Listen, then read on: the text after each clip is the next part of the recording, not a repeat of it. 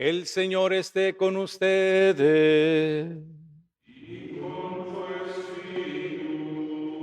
Del Santo Evangelio según San Lucas.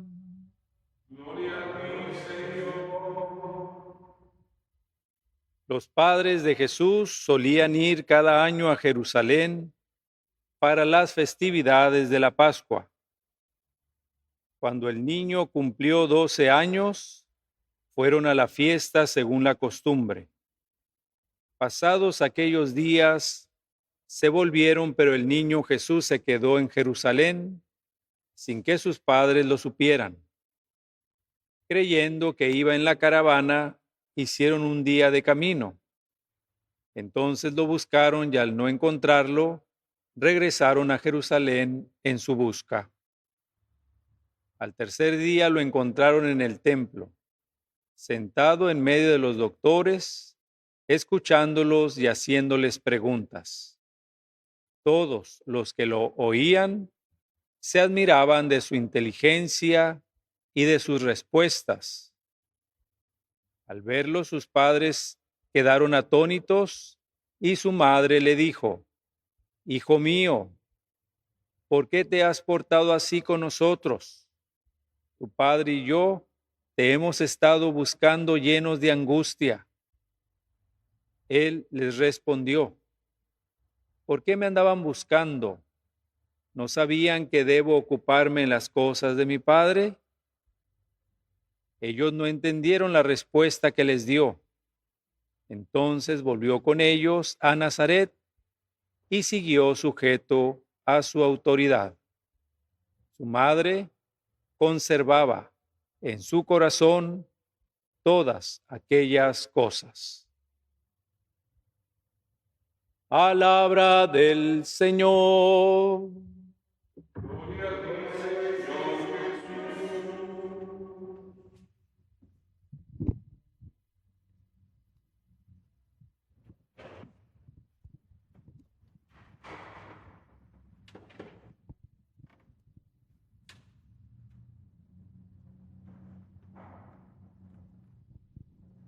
En la primera lectura hemos escuchado un texto tomado del libro de las Crónicas.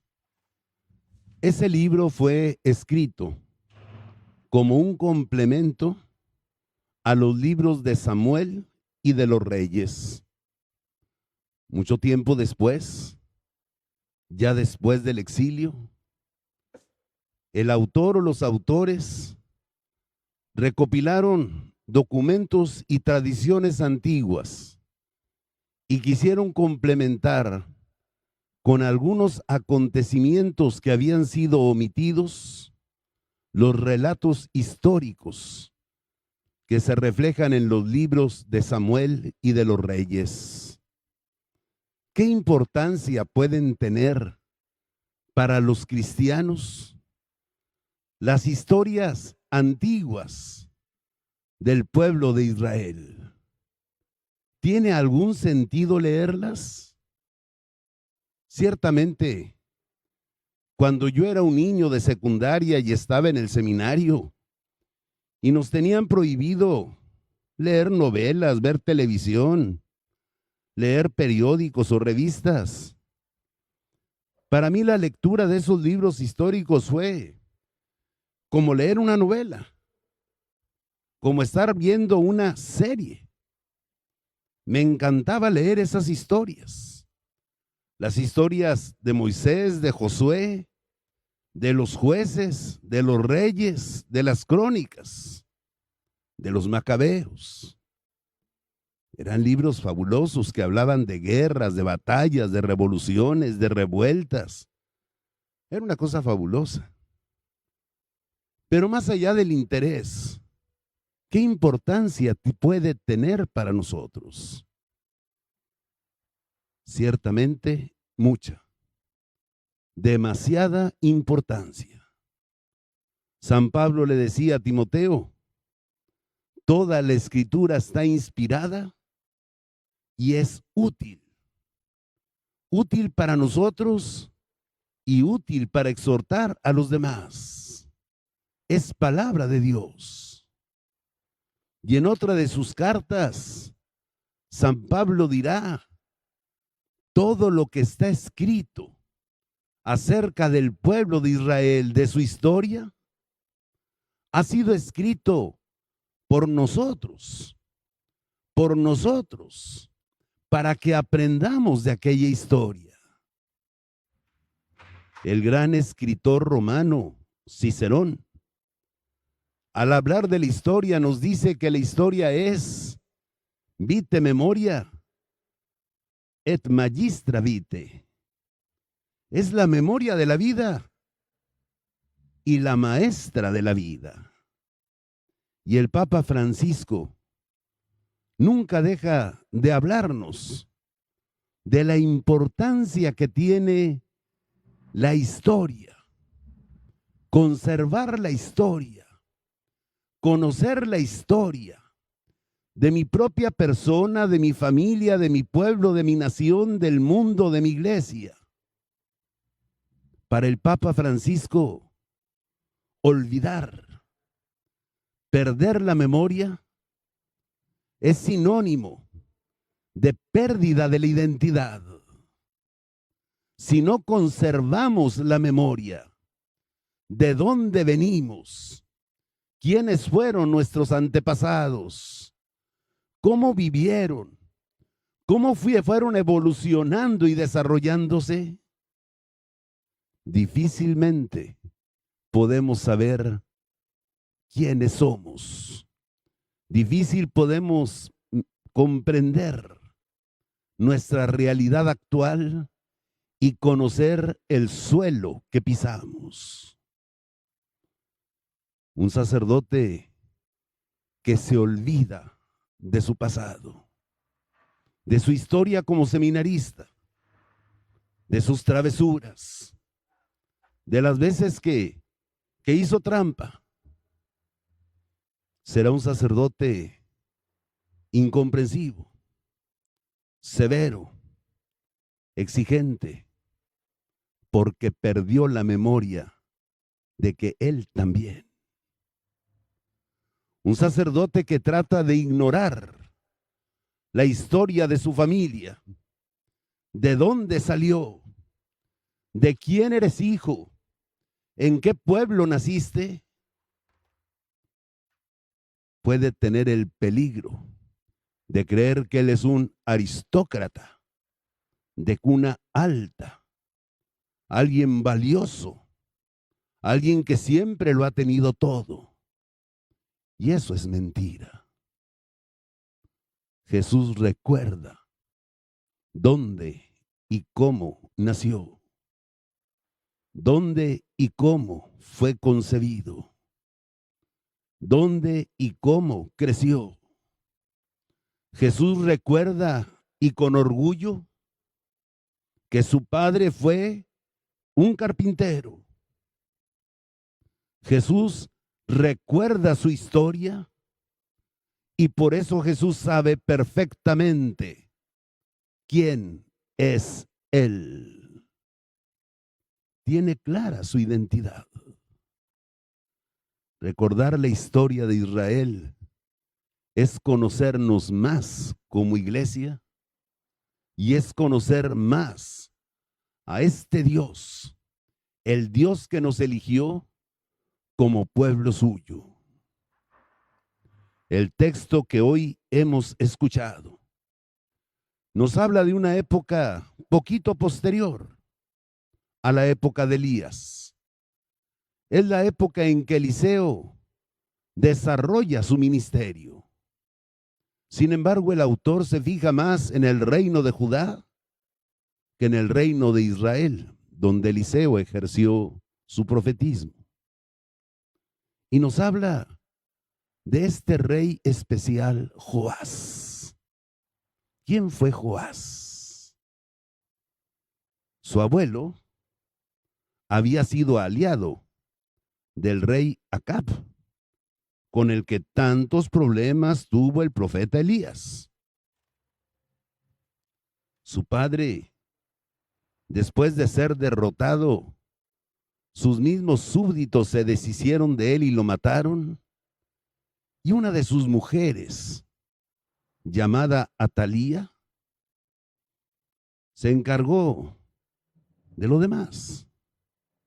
Hizo que mataran a todos sus hijos y solo sobrevivió uno llamado Ocosías, que se convirtió en rey, pero murió al año siguiente. Y Atalía mandó matar a toda la parentela del rey para hacerse ella con el poder absoluto sobre el reino de Judá. Y siendo ella de otro país, adoró a Baal, traicionó a Yahvé, y el templo de Yahvé quedó en ruinas, y los adornos y objetos sagrados fueron llevados a los templos de Baal. Sin embargo, hubo algo que Atalía no entendió. El sumo sacerdote Jehudá, sin que ella lo advirtiera, logró salvar a un hijo recién nacido del difunto rey Ocosías, recién nacido, y lo mantuvo oculto en la casa de unos familiares a lo largo de 7 años. Y durante esos 7 años lo estuvo educando en el conocimiento y en el amor de Yahvé, en el conocimiento y el amor a la Torá, en el desprecio de la idolatría. Y cuando el niño Joás cumplió 7 años, después de ponerse de acuerdo con los levitas y con los guardias, lo llevó al templo, lo proclamó y lo hizo coronar como rey de Judá. Atalía la pescaron de sorpresa. Ella se dio cuenta por el griterío, los aplausos, las porras y las trompetas que sonaban. Ella vio a ese niño coronado en la entrada, en el pórtico del templo, y sintió miedo.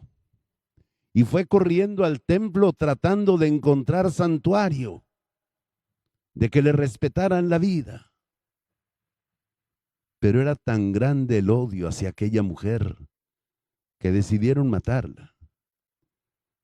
Pero Jehudá les dijo, en el templo no profanen el templo con sangre. Y la mataron en las puertas del palacio real. Mientras ese sumo sacerdote se mantuvo en vida, Joás fue un buen rey, fiel a Dios, fiel a Yahvé. Reconstruyó el templo, acabó con el culto a los Baales, sirvió a Dios con un corazón íntegro, sirvió a su pueblo.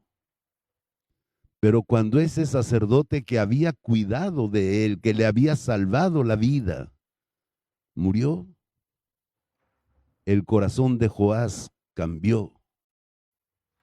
Se dejó llevar por la adulación de los jefes de las tribus y se dejó sobornar por los regalos que le hicieron, y su corazón se pervirtió y cambió a Yahvé por los Baales y permitió de nuevo que se adorara a otros dioses extraños a Israel.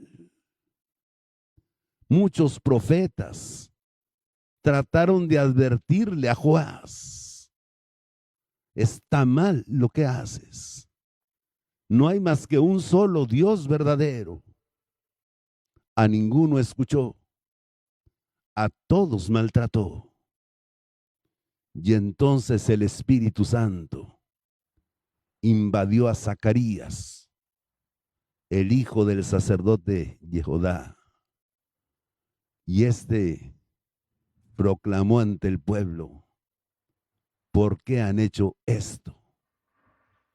¿Por qué abandonan ustedes a Yahvé? Yahvé ha sido fiel. ¿Por qué ustedes lo abandonan? Ahora Dios también los abandonará a ustedes. El rey Joás se irritó mucho contra la palabra de Zacarías. Era el hijo del sacerdote que le había salvado la vida. Era el hijo del sacerdote que lo había protegido y educado. Era el hijo del sacerdote que lo había ungido y lo había proclamado rey. Y sin embargo, permitió que lo asesinaran y que lo asesinaran en el templo. Dios se encolerizó. El pequeño ejército del Siria invadió Judá y conquistó Jerusalén y barrió con todo. Joás sobrevivió, muy herido, pero aquellos que lo habían adulado, aquellos que lo habían servido, aquellos convenencieros, lo traicionaron y lo mataron en su propio lecho. Joás fue enterrado en la ciudad de los reyes de Judá, pero no en la tumba de los reyes. El pueblo condenaba la manera como había gobernado al pueblo que Dios le había encomendado. Esa es la triste historia que hoy recordamos, no como una anécdota, sino como una historia que muchas veces puede repetirse en la historia de la iglesia y en la historia de las naciones, en la historia de los pueblos, en la historia de quienes gobiernan los pueblos, quienes muchas veces se dejan pervertir por quienes los adulan y sobornan y volver su corazón contra Dios y erigirse a sí mismos en ídolos. También en la iglesia puede pasar eso. También en la iglesia. Por eso es hermoso recordar el salmo responsorial que hoy escuchamos. Dios hizo promesas a David y Dios es fiel a sus promesas. Habrá reyes davídicos indignos de la corona que serán castigados y corregidos.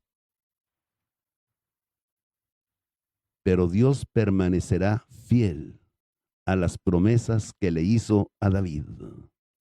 Daré a tu descendencia un reino eterno. Pese a las infidelidades de los hombres, Dios se mantiene fiel. Podemos tener malos gobernantes, indignos, pero Dios se mantiene fiel.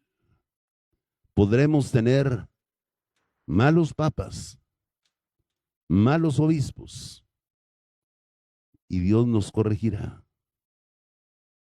Pero Dios se mantiene fiel. Fiel a su iglesia, fiel a sus promesas, fiel a la promesa que le hizo a Pedro, fiel al ministerio que confió a sus apóstoles. La historia, memoria de la vida y maestra de la vida. Tanto que aprender. En el Santo Evangelio interrumpimos la lectura continua que estábamos haciendo del Sermón de la Montaña para leer este texto de San Lucas en la fiesta del Inmaculado Corazón de María. A Lucas ya lo conocíamos desde el libro de los Hechos de los Apóstoles en el tiempo de Pascua. Ya habíamos visto cómo él se convirtió gracias a la conversión de Pablo, cómo él era un muchacho inquieto e inteligente, cómo él no se conformó con conocer a Jesús a través de las palabras de Pablo, que ni siquiera había conocido personalmente a Jesús. Cómo él quiso investigar, cómo él quiso ir a los lugares donde Jesús vivió y hablar con las personas que escucharon a Jesús. ¿Qué fue exactamente lo que Jesús dijo? Cómo Lucas quiso investigar, cómo ocurrieron los hechos, cómo estuvo eso de la multiplicación de los panes, cómo estuvo esto, cómo estuvo aquello. No se conformó, habló con los testigos oculares y con aquellos que conocieron al Señor. Y todos los autores concuerdan en que una de las personas que entrevistó Lucas fue indudablemente María, la madre del Señor. Por eso Lucas es el que más detalles nos da de la infancia de Jesús. Podemos imaginarnos a Lucas preguntándole a María, ¿qué sentiste ese viernes y ese sábado que Jesús estuvo sepultado? ¿Estabas angustiada? ¿Creías que lo habías perdido para siempre e irremediablemente? Y María contestó, no, estuve en paz, muy en paz, porque yo sabía que lo iba a recobrar. No necesité apariciones.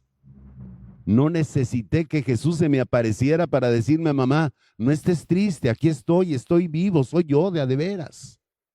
No, no necesitó.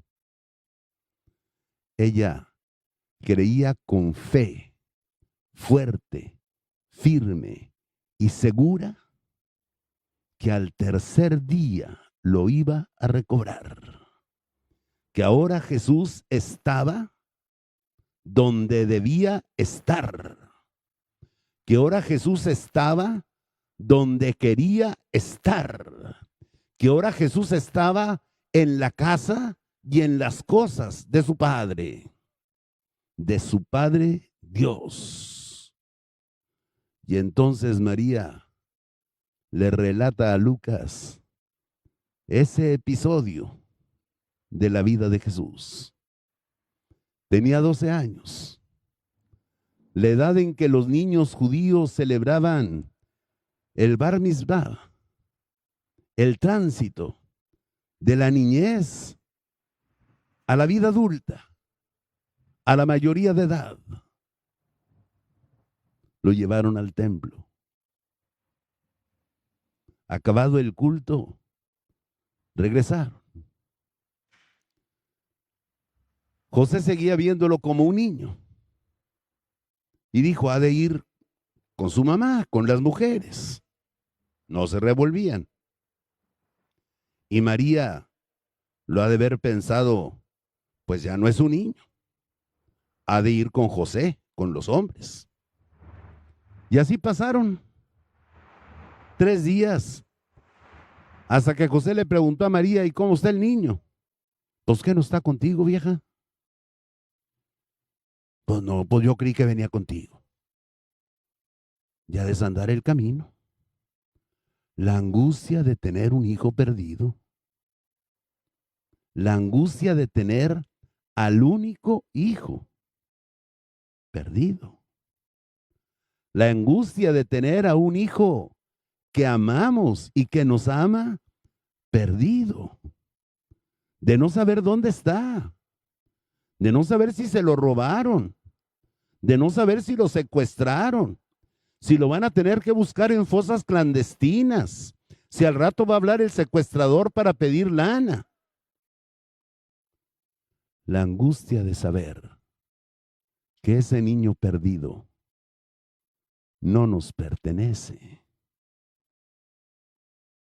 Es de Dios.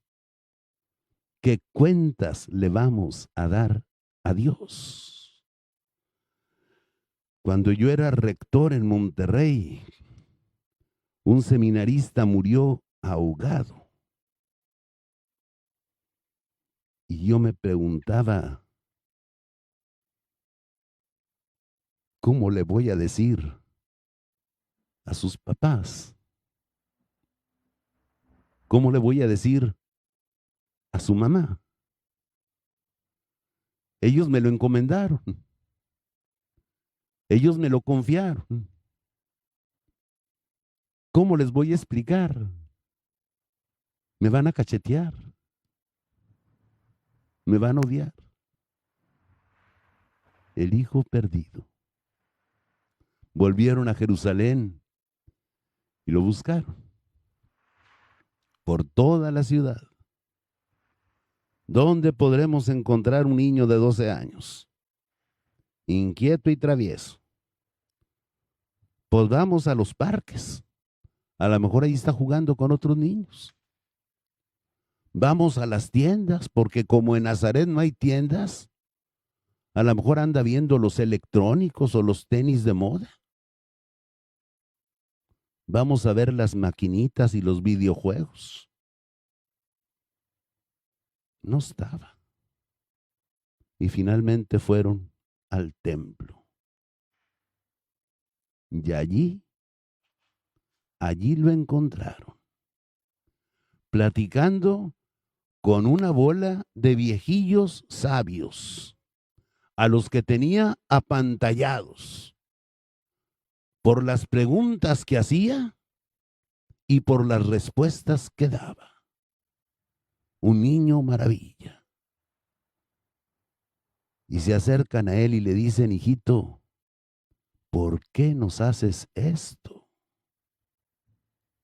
¿No te das cuenta que tu padre y yo teníamos 3 días angustiados buscándote?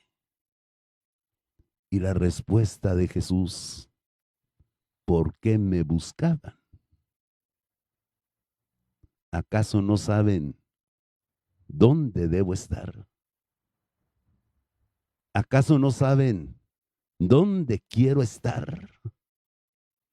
¿Dónde es mi voluntad estar? Yo debo estar en las cosas de mi Padre. Recordar aquel acontecimiento de la infancia le dio paz a María. No era una mamá llorosa, histérica, deseosa de venganza. Ella rezó con Jesús en la cruz. Padre, perdónalos, no saben lo que hacen. No había odio ni rencor, había paz. Estaba segura que al tercer día lo recuperaría, porque ahora Jesús estaba donde debía estar, en las cosas de su Padre. Hoy nos unimos al corazón de María, que es la primera de las discípulas, la que guardó en su corazón todos esos recuerdos, todas esas cosas de la infancia de Jesús, y le sirvieron para entender su vida, su pasión, su muerte y resurrección, porque la memoria es maestra de la vida. Celebremos esta Eucaristía.